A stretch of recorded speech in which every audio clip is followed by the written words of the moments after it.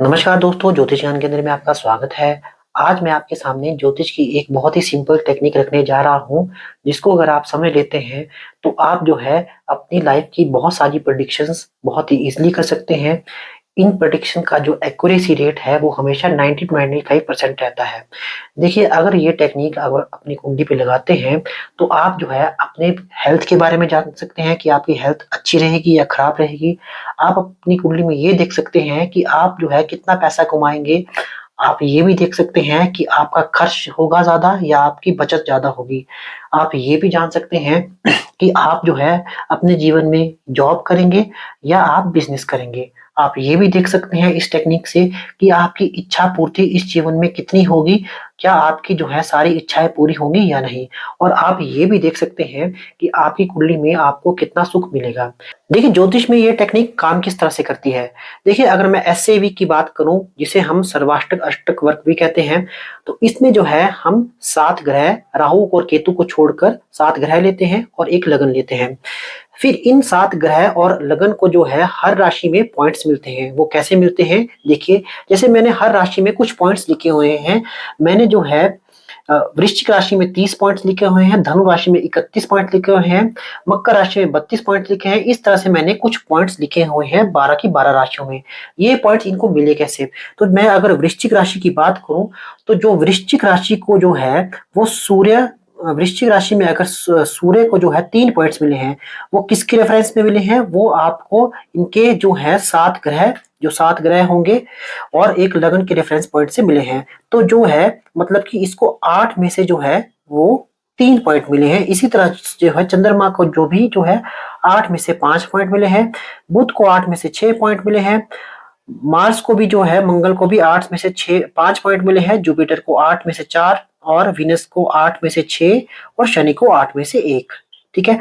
तो अगर मैं इन पॉइंट का टोटल कर दूं, जैसे यानी कि 3 और 5 और 6 और 5 और 4 और 6 और 1 का टोटल कर दूं, तो वो 30 आता है।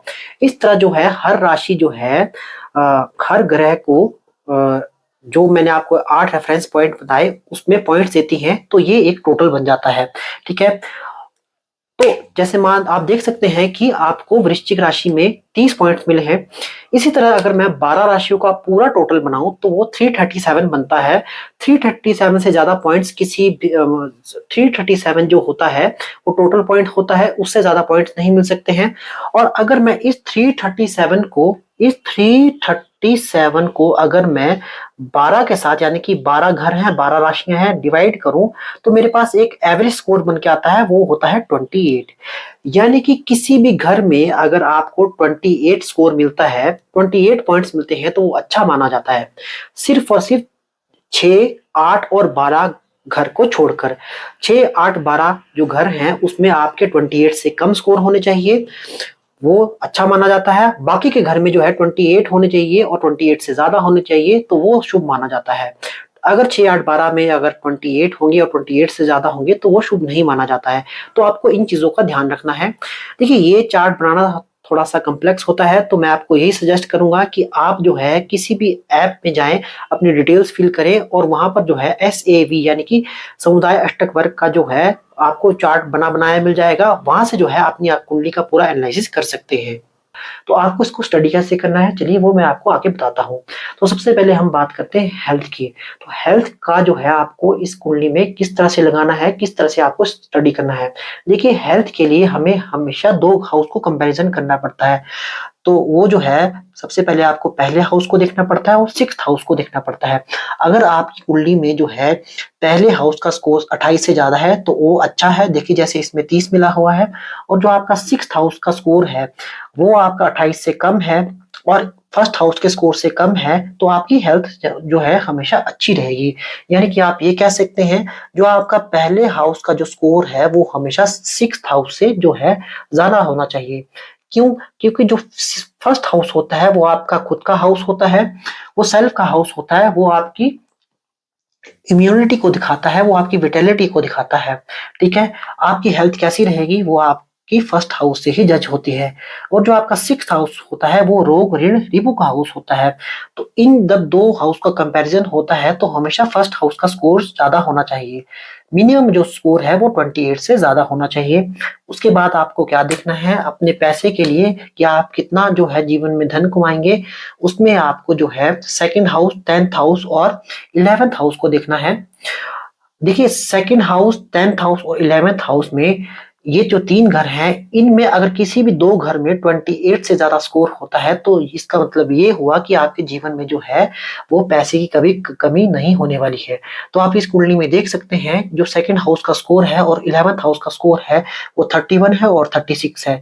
भले ही 10th हाउस का स्कोर है, वो कम है, बट सेकंड हाउस का और 11th हाउस का स्कोर जो है, वो जो है 10th हाउस से ज़्यादा है। तो आपके इस व्यक्ति की कुंडली में उसको धन की कमी कभी नहीं रहने वाली है। ठीक है? उसके बाद जो है हम इस व्यक्ति के एक्सपेंसेस के बारे में देखेंगे कि इस व्यक्ति के खर्चे कितने होंगे। तो उसके लिए सीधा-सीधा कंपैरिज़न जो है वो 11th हाउस और 12th हाउस का देखा जाता है। अगर मान लीजिए 11th हाउस का स्कोर जो है वो 12th हाउस के स्कोर से ज़्यादा है, यानी कि 11th हाउस में ज़्यादा पॉइंट्स हैं, 12th हाउस में कम पॉइंट्स हैं, तो ये जो व्यक्ति है, इस व्यक्ति के खर्चे कम होंगे और इस व्यक्ति को जो है वो गेन्स ज़्यादा होंगे।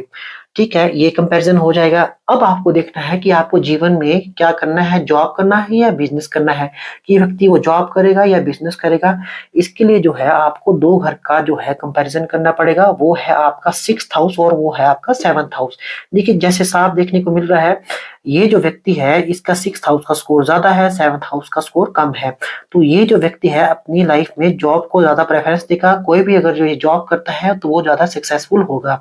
उसके बाद अगर आप देखें कि आपकी जो जितनी भी इच्छाएँ हैं वो पूरी होंगी या नहीं जीवन में, इसके लिए आपको कौन से स्कोर्स चेक करने हैं, इसके लिए आपको 3rd हाउस के और इसके लिए आपको 11th हाउस के स्कोर्स चेक करने हैं।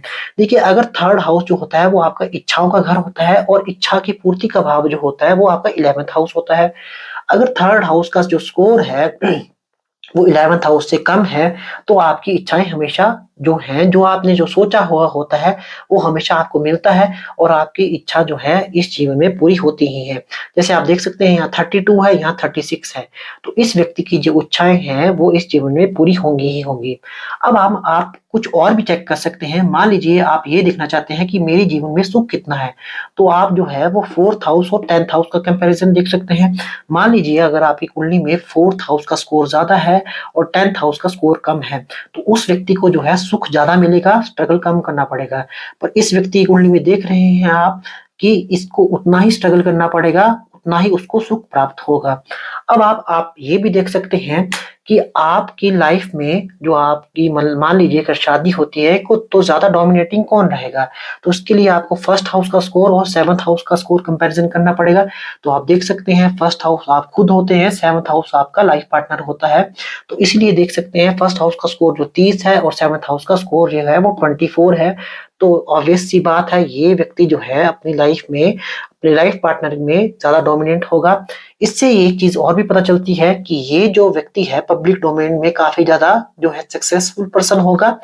ये जो है इसके पास कन्विंसिंग पावर ज़्यादा होगी क्योंकि 1st हाउस का स्कोर ज़्यादा है और लोग इसको फ़ॉलो ज़रूर करेंगे।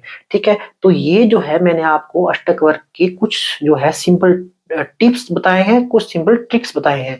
इनको अगर आप अपनी कुंडली पे लगाते हैं, तो आप अपना बहुत ही अच्छा-सा और बहुत सिंपल सा फलादेश बना सकते हैं, बहुत ईज़ी प्रेडिक्शन कर सकते हैं। देखिए आपको ध्यान में क्या रखना है कि हर घर में जो है मिनिमम स्कोर 28 होना चाहिए, 28 से ऊपर होना चाहिए। कंपैरिज़न करना है, 6, 8, 12 में जो है वो 28 से स्कोर हमेशा कम होना चाहिए। आई होप आपको मेरा ये वीडियो इन्फॉर्मेटिव लगा हो। अगर आपको मेरा वीडियो काम का लगा हो तो प्लीज़ मैं आपसे दोबारा से यही रिक्वेस्ट करना चाहूँगा कि मेरे जो इस चैनल को है सब्सक्राइब ज़रूर करें और मेरे वीडियो को शेयर एंड लाइक ज़रूर करें। Thank you.